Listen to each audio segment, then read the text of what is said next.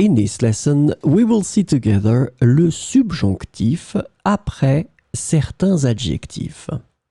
But more precisely, we will see gênant.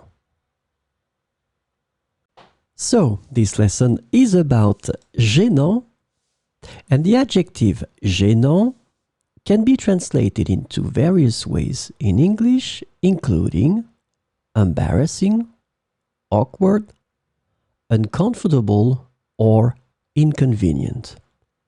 So we will see together some examples with gênant.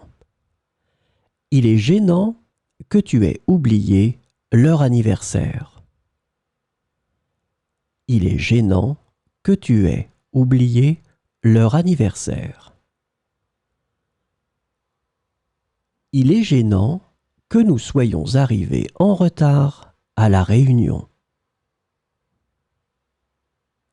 Il est gênant que nous soyons arrivés en retard à la réunion.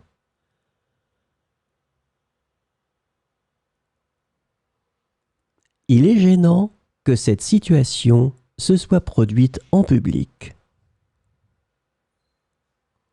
Il est gênant que cette situation se soit produite en public.